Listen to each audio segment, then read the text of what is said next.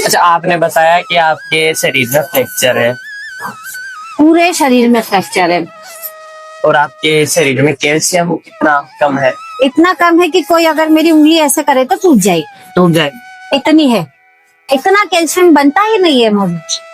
तो डॉक्टरों ने तो बोल दिया था खड़े नहीं हो सकते, चल नहीं सकते, लेकिन ये खाटू वाला है कि चला भी रहा है और पूरे दिन चला रहा है। और आपकी रीढ़ की हड्डी? मेरी रीढ़ की हड्डी में तो 3 फ्रैक्चर हो चुके थे।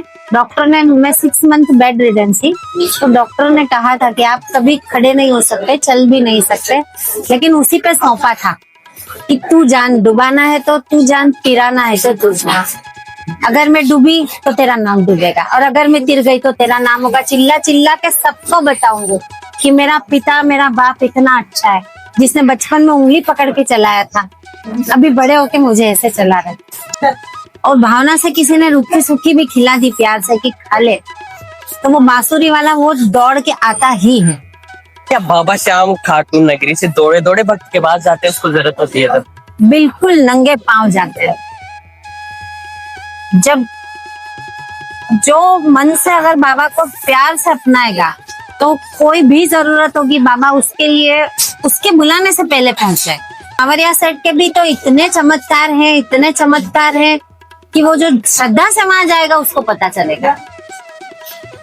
सब भावों का खेल है। सब भाव का खेल है। वो भाव के खिचड़े खा लेता है और बिना भाव के 56 भोग लगा था, पर वो पेट भर के खाता नहीं। जय श्री श्याम दोस्तों, खाटू श्याम दर्पण में आपका बहुत बहुत स्वागत है। मेरा नाम है उमेश माउत और मैं खाटू श्याम जी की पल पल की जानकारी आप तक पहुंचाता हूं। यही जानकारी आप घर बैठे रोज पाने के लिए हमारे चैनल खाटू श्याम दर्पण को सब्सक्राइब जरूर कीजिए। इस वीडियो को लाइक कर दीजिए अगर आपको ये पसंद आई है तो। अगर आपके आसपास कोई भी हारा हुआ भक्त है तो ये वीडियो उस तक पहुंचा दीजिए। अगर वो भी बाबा श्याम से जुड़ता है तो चमत्कार उसके साथ भी साक्षात होगा। जय श्री श्याम, राधे राधे।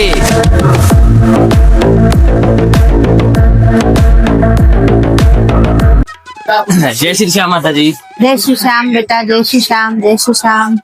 अच्छा, आप कहाँ से आए हो? अभी हम आए हैं अहमदाबाद गुजरात से, वैसे मैं इंदौर से। अच्छा, मेरा तो बस एक ही सवाल है कि काफी भक्त जो नए नए हैं बाबा श्याम से जुड़े हैं, उनको इतना विश्वास नहीं है बाबा श्याम पर कि क्या है, कौन है, और उस चमत्कार के बारे में तो बिल्कुल भी नहीं जानते और वो आपको देख रहे हैं। हाँ। तो उनके अंदर ऐसा कैसे विश्वास बढ़ाया जाए कि वो भी बाबा श्याम की नगरी आए, मेरे साथ भी चमत्कार? पहले तो सबसे पहले उनको श्रद्धा से आना पड़ेगा कि अगर उनके मन में कोई बात है वो किसी से ना कहे, लेकिन श्रद्धा से आए। बाबा श्याम उनको खुद, उनका खुद का चमत्कार उनसे खुद ही दिखाएंगे। पहली बात तो बुलावा होता है जो बहुत ही कम लोगों को आता है। तो वो अगर इंसान दिल से बोले कि बाबा बस बुला ले, वो उसको जरूर बुलाएगा, जरूर बुलाएगा, कैसे भी करके बुलाएगा। गाड़ी का इंतजाम करवा देगा, बस या जो भी व्हीकल होगा, लेकिन वो श्रद्धा से अगर किसी ने कहा कि बाबा बुला ले तो वो जरूर बुलाने ही वाला है। बस श्रद्धा की बात है बाबा, दूसरी कोई भी बात नहीं। अच्छा, बात आती है अर्जी की। हाँ जी। अर्जी कैसे लग रहा है बाबा श्याम? अर्जी जो लगानी है किसी को, तो जो उनके मन की बात हो, 1.25 रुपया हो या 11.25 रुपया हो, अपने उनके मन की जो भी बात हो, नाड़ा छड़ी पे एक मन में बोल दे और नारियल पे लगा के भी लगा सकते हैं। कोई ना आ सके तो वो अपने घर पे भी एक बाबा को मन में याद कर ले। किसी के घर अगर बाबा की फोटो ना हो और मन से बाबा को मोबाइल में भी देख के हाथ जोड़ ले कि बाबा मेरी ये काम है, मेरी ये अच्छा है, मेरी अर्जी है, तो वो वहां भी स्वीकार करते हैं। क्योंकि इतने सारे चमत्कार देखे जो यहाँ नहीं आ सकते हैं, उनके आने के पहले भी बाबा ने सुना और उनकी अर्जी वहां यहाँ ना आए भी स्वीकार होती है। बस उन्होंने कितनी श्रद्धा से अर्जी लगाई है। किसी ने देख लिया कि हाँ मैंने देखा, इसका सुना, उसका सुना, और कोई सोचे कि मैं बाबा को आजमा लूं तो स्वीकार नहीं होगी। लेकिन दिल से किसी ने भाव से लगाई अर्जी तो वो सुनेगा और जरूर सुनता ही है। क्या बाबा श्याम खाटू नगरी से दौड़े दौड़े भक्त के पास जाते हैं, उसको जरूरत होती है तब? बिल्कुल नंगे पांव जाते हैं। जब जो मन से अगर बाबा को प्यार से अपनाएगा तो कोई भी जरूरत होगी बाबा उसके लिए, उसके बुलाने से पहले पहुंच जाए। बुलाने से पहले कौन? बुलाने से पहले पहुंचे, क्योंकि वो उपस्थित उनके लिए होते ही है। बस दिल से बुलाने की, मन से बोलने की जरूरत है कि बाबा, और वो सुनते हैं। जो किसी को कोई प्यार से बोल दे कि बाबा, वो कहीं भी होंगे उनके लिए वो जरूर आने ही वाले। काफी भक्तों को सपने में बाबा श्याम के दर्शन होते हैं, क्या आपको भी कभी हुए? सपने में तो होते ही है, और जब उनकी जरूरत लगे कि बाबा, वैसे वो हमेशा साथ ही होते हैं, वो तो एक बिल्कुल सबसे बड़ी सच्चाई है। लेकिन लगे कि बाबा बहुत अंधियारा है, कुछ नहीं दिख रहा है, तो वो जरूर दिखे, क्योंकि जब कोई नहीं दिखता है, कोई नहीं आता है, तो वो मेरा शाम जरूर आता है। आना ही पड़ता है। आना ही पड़ता है। और मैं तो सबको एक ही चीज बोलना चाहूंगी कि ये सोच के कोई भी मत जाओ कि हम मंदिर जा रहे हैं, उससे कोई भी एक रिश्ता बनाओ, पिता बनाओ, भाई बनाओ, एक दोस्त बनाओ, वो आपकी जरूर सुने। सबसे अच्छा रिश्ता कौन सा रहता है बाबा श्याम? वो इंसान को मन के भाव, कि कोई किसी को दिल से है कि मैं उन्हें अपना पिता मानूं तो कोई पिता मान सकता है, कोई चाहे कि मैं तो उनमें अपना भाई देखूं तो भाई देख सकता है, कोई उम्र वाले होते हैं, अगर वो उनका अपना बेटा मानेंगे ना तो वो बेटे की तरह उनके पास आए, और वो बेटे की तरह उनकी सुनेंगे, कदम कदम पे उनके लिए वो उनका बेटा बन के उपस्थित है। क्योंकि हमारे शास्त्रों में जो भी बातें लिखी है सच में, वो बिल्कुल झूठ नहीं है। जब वो मीराबाई के लिए आए, जब कर्माबाई का खिचड़ा खाया, तो वो क्यों नहीं सुने? बस भावना से उनको बुलाने की देर। तो मैंने सुना है कि पूरे कलयुग में जितने भी देवता है, सबने खाटू श्याम जी को ही अपना सब कुछ सौंप दिया है कि अब तुम्हें संभालो कलयुग। क्योंकि माधव कृष्ण उस वासुदेव वाले ने खुद ही बोला है ना कि जैसे जैसे कलयुग बढ़ेगा वैसे वैसे हर घर में तेरी पूजा होगी। 10-15 साल पहले देखो, इतने लोग खाटू श्याम जी नहीं आ रहे, और अभी जैसे जैसे कलयुग बढ़ रहा है, उनका कितना चमत्कार लोगों को पता चल रहा है। और कोई इसको चमत्कार बोल सकता है, वो इंसान के मन की भावना होती है कि वो उसको क्या बोलना चाहता है। लेकिन जो भी जुड़ रहा है, वो अभी कलयुग है, इसलिए वो जो बाबा का एक बाबा को मिला हुआ आशीर्वाद है कृष्ण भगवान का, कि जैसे जैसे कलयुग बढ़ेगा वैसे वैसे आपका बढ़ने ही वाला है। हर घर में पूजा होगी। हर घर में पूजा होगी, और वो सच बिल्कुल होगी। और जिस घर में उनकी पूजा होती है, वो बोलते हैं ना कि मोर छड़ी का पहरा हमेशा उस घर में होता है, और वो रक्षा करते हैं, कदम कदम पे रक्षा करते हैं। अच्छा, आपने वो बताया था कि सांवरिया सेठ जी के बारे में, क्या आप कभी गए हो वहाँ? जी बिल्कुल गए सांवरिया सेठ। और सांवरिया सेठ वो बांसुरी वाला, मैंने कहा उसकी जितनी भी जगह जिस रूप में पूजा होती है, वो हर जगह उस रूप में सुनता है। और सांवरिया सेठ के भी तो इतने चमत्कार हैं, इतने चमत्कार हैं कि वो जो श्रद्धा से वहां जाएगा उसको पता चलेगा। सब भावों का खेल है। सब भाव का खेल है। वो भाव के खिचड़े खा लेता है, और बिना भाव के 56 भोग लगा था, पर वो पेट भर के खाता नहीं। और भावना से किसी ने रूखी सूखी भी खिला दी प्यार से कि खा ले, तो वो बांसुरी वाला वो दौड़ के आता ही है, किसी भी रूप में किसी की पूजा करे। काफी भक्त यहाँ पर दंडवत होते हुए आते हैं रिंग से, कोई किस तरीके से आता है, कोई रेंगते हुए आता है, कुछ गोल गोल पेट पलानिया जिसको बोलते हैं, जो यात्रा, कोई ऐसे गोल गोल घूम कर आता है, अलग अलग तरीके से आते हैं। अच्छा, वो कैसे आते हैं? क्या बाबा श्याम को बोलते हैं कि तुम ऐसे आओ? नहीं, वो कुछ उनकी जिंदगी में इतनी दुविधाएं होती है, इतनी समस्याएं होती है, जिसका समाधान उनको कहीं नहीं मिलता है। और वो अगर यहाँ अपने बाबा श्याम पे आ गए और उन्हें वो मिल गया, तो वो मन में ये सोच के आते कि बाबा, और अगर प्यार से बोल दिया कि बाबा ये मेरा काम कर देगा तो मैं ऐसे आऊंगा, तो ये तो सौदा नहीं हो गया? आप ये काम करो, मैं ये करूँ। नहीं, ये सौदा नहीं है, ये उनके प्यार की भावना है। वरना कोई किसी के लिए आज 10 कदम भी ना चले, क्योंकि हर इंसान आजकल सोचता है भाई पैसे दे दूंगा और मैं ये काम करा लूंगा। लेकिन वो एक प्यार होता है कि बाबा तूने अगर मेरे लिए ये इतना अपनापन दिखाया है, तो मैं तेरे लिए ऐसे रेंगते हुए आऊंगा। और वो क्या उनकी समस्या रही होगी, जो समाधान उन्हें कहीं ना मिला, वो यहाँ मिलता होगा। और इतना लोगों को मिलता है, हमने खुद देखा। इस सफर में उनको तकलीफ भी होती है बहुत। लेकिन कदम कदम पे वो बांसुरी वाला उनके लिए आता भी तो है, उनके लिए वो सुविधाएं करवाता है, और जितने देर वो चलते हैं वो उनके साथ उनके आगे आगे चलते। तो बाबा उनको तकलीफ में देखकर उनको दर्द नहीं होता?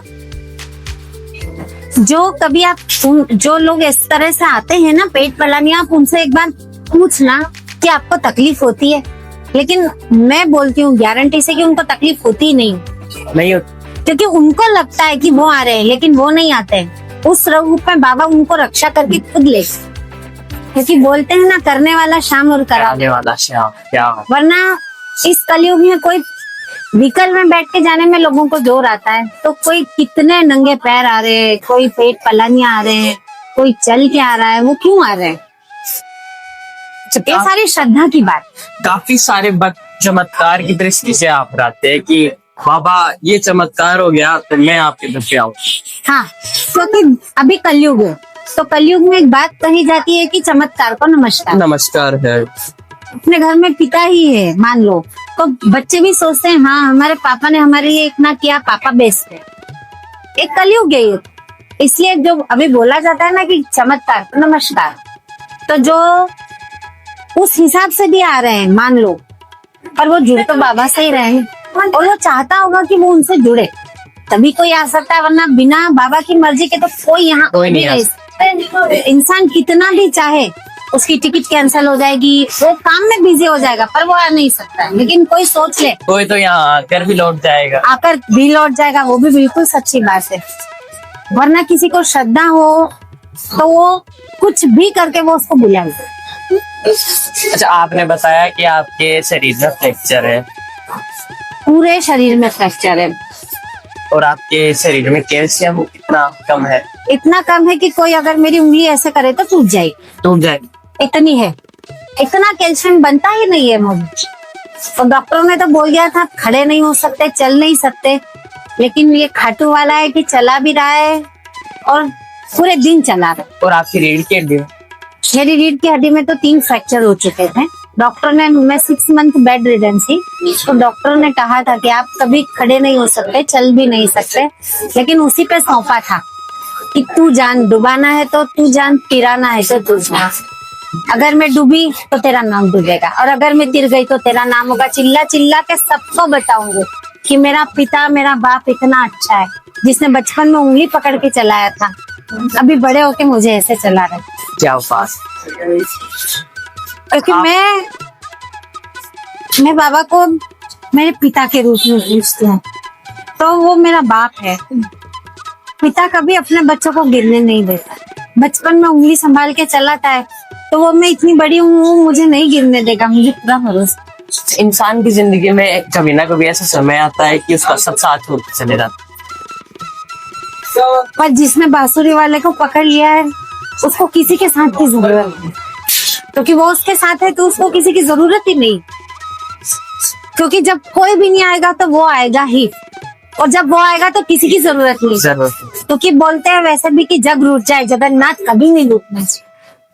और जिसने उस बांसुरी वाले को किसी भी रूप में पकड़ा, वो सावरिया सेठ में पकड़े, रेणुजा के राम में पकड़े, खाटू के श्याम में पकड़े, जगन्नाथपुरी में पकड़े, द्वारकाधीश में पकड़े, वो बांसुरी वाला उसको कभी छोड़ेगा नहीं, कभी गिरने नहीं देगा, बस पकड़ने की देर। किसी ना किसी रूप में तो आएगा ही आएगा। आएगा आएगा और जरूर आएगा। क्योंकि द्रौपदी की बात है ना, जब द्रौपदी ने हाथ ऊपर एक करा था तो एक हाथ से एक छेड़ा पकड़ के रखा, वो तब नहीं आया था। लेकिन जब द्रौपदी ने दोनों हाथ ऊपर कर दी कि मेरी लाज तेरे हाथ है, वो आया था। लाज बचाने तो आए। इसीलिए जो जयकारा लगता है कि लाज बचाने वाले, तो वो इसीलिए लगता। जब हम उस पे पूरा छोड़ेंगे वो जरूर आएगा, जरूर आएगा। जब आधा उस पे छोड़ेंगे और आधा खुद पे रखेंगे वो नहीं आएगा। लेकिन जिसने बोल दिया तू जाने तेरा काम जाने, वो आएगा आएगा और जरूर आएगा। आना ही पड़ेगा। आना ही पड़ेगा, क्योंकि मेरा खुद का एक्सपीरियंस है। मैं खुद आईसीयू में भर्ती हो गई तो डॉक्टर ने बोल दिया था आप बचेंगे ही नहीं। आपको कई बार मौत के मुंह से बाहर निकाला है, क्योंकि बोला है मैंने बाबा को कि बाबा अभी मुझे जिंदा रहने की बच्चे के लिए जरूरत, तो वो निकाला है। इसलिए मैंने बोला ना, आधा उस पे छोड़ेंगे और आधा खुद पे रखेंगे, वो नहीं आएगा। पूरा उस पे छोड़ दो और निश्चिंत हो जाओ कि उस पे छोड़ा है ना। वो सब जगह लिखा रहता है चिंता मत कर मैं बैठा हूँ, तो चिंता करने वाले को घर में बिठा लो, फिर हमें चिंता करनी ही क्यों जब उसने छोड़ ही दिया है। अच्छा, कितनी बार आपको ऐसे लगा कि मेरी जिंदगी अब खत्म हो गई?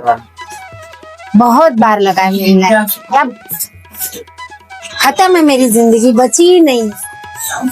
लेकिन उसने हर बार बोला है कि अभी मैं बैठा हूँ, और वो है और वो आता है, और पता है वो हर बार आए, हर बार आए। हर बार आए, क्योंकि भाव से बुलाएंगे, प्यार से बुलाएगा, वो जरूर आए। क्योंकि वैसे भी वो सिर्फ भावना का भूखा है। हम क्या दे सकते हैं बाबा को? कुछ दे सकते हैं हम? कभी सिर्फ नहीं भाव। दे सकते। सिर्फ भाव दे सकते। काफी भक्त यहाँ पर प्रसाद लेकर आते हैं बाबा श्याम, तो मैं बोलता हूँ कि घर से बना कर लेकर आइए, क्योंकि अगर बाबा श्याम अपने हाथों से बना हुआ भोग लेंगे तो उनको प्रशंसा क्यों नहीं होगी? वो तो खुशी होंगे कि मेरे बच्चे ने जैसा भी बनाया है, वो दौड़ के उस प्रसाद को खाएंगे। ये इंसान को भाव की बात है। जो मन से बनाएगा कि मुझे मेरे पिता के लिए बनाना है, मेरे भाई के लिए बनाना है, तो उसमें उसके भाव पहले ही आ जाए, और वो क्यों नहीं खाएगा। क्या कभी आपने लाया है बाबा श्याम के भोग? मैं इतनी दूर से आती हूँ, तो मैं इतनी दूर से भगवान के लिए बना के नहीं लाती हूँ, लेकिन जब मेरे घर पे खिलाती हूँ तो बाबा को बोल देती हूँ आज क्या खाना है, बता बाटी चूरमा खानी है, तो वो खाता है। अच्छा, घर पे भी बाबा की सेवा करते हो? घर पे प्रतिमा है बाबा श्याम की? मैंने फोटो रखा, फोटो रख। और मेरे पूरे घर में बाबा लगे हुए। अच्छा, क्या बातें करते हो आप बाबा श्याम से? बिल्कुल कर, कैसे बातें और वो सुनते हैं। सुनते और हैं? सच बोलूं, वो बाबा हमको लगता है वो जवाब कैसे देंगे, वो किसी के रूप में आके बोल के जाते हैं, या हम भजन सुनते हैं तो उस दिन वो ही भजन बजेगा जो हम बोल, हमारे मन में जो होता है ना, वो भजन में जवाब दे के जाते हैं। कितनी बार मैंने मेरी जिंदगी में खुद एक्सपीरियंस। अच्छा, आप किस तरीके से बात करते हो बाबा श्याम से? जैसे कोई अपनी बेटी हो और अपने बाप से, अपने पिता से कैसे बात करेगा, और वो सुनते हैं, सुनते हैं? बिल्कुल सुनते हैं, श्योर सुनते हैं। जब मानो आपको अब बाबा श्याम से बात करनी है तो आप कैसे करोगे? मैं तो जाके डायरेक्ट मन में ऐसे है कि बाबा, और उनको जो बोलूंगी वो सुने। वो हमको डायरेक्ट जवाब नहीं दे सकते ना, तो जब हम भजन सुनेंगे उस भजन में वही शब्द आएंगे जो हमारे मन में थे। अच्छा, जब आपके पति का देहांत हुआ था, उसके बाद में आपकी हालत कैसे होगी? वो तो किसी की भी बहुत खराब होगी, बहुत बुरी होगी, लेकिन उस वक्त तो ऐसा था ना कि कोई भी नहीं है, दुनिया खत्म है, कुछ बचा नहीं है। लेकिन जब वो बांसुरी वाला था तो जीने की आस कि हाँ वो सुनेगा, वो करेगा, और वो करता है। क्या वो आज भी दिन याद आते हैं? आते हैं, क्यों नहीं, सबको आते।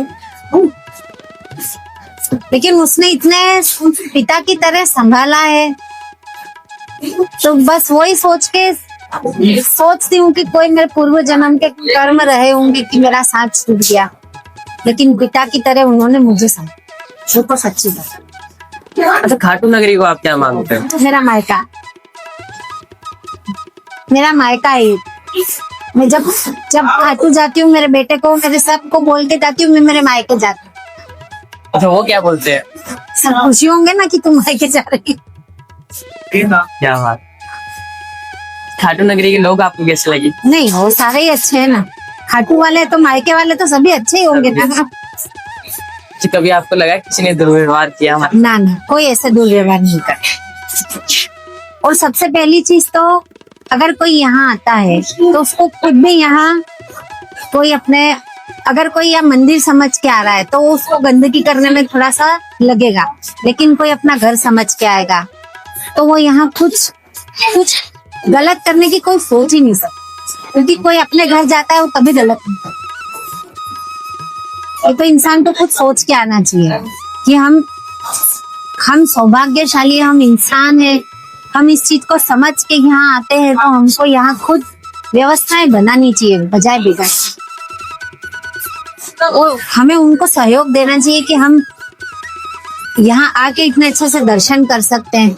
भगवान ने मनुष्य बनाया तो हम इन चीजों को समझ सकते। बिल्कुल सही है। अच्छा, श्याम भक्तों का क्या कहना चाहोगे आखिरी? बस मैं तो हर किसी को ये बोलना चाहती हूँ, बिल्कुल हाथ जोड़ के, कि बाबा पे श्रद्धा रखो, विश्वास रखो और कोई एक रिश्ता बना के आओ। क्योंकि अगर सोच के आओगे कि मंदिर जा रहे हैं, बाबा से धन मांगेंगे, दौलत मांगेंगे, शोहरत मांगेंगे, वो मत मांगो। सिर्फ बाबा से बाबा को मांगो। उसको मांग लिया तो दुनिया मांग ले। और उस दिन, जिस दिन ऐसे कोई आएगा ना, कभी खाली होगा, क्योंकि कोई खाली हाथ जा ही नहीं सकता। नहीं दस। जय श्री श्याम। जय श्री श्याम, राधे जय श्री राधे। श्याम, राधे राधे।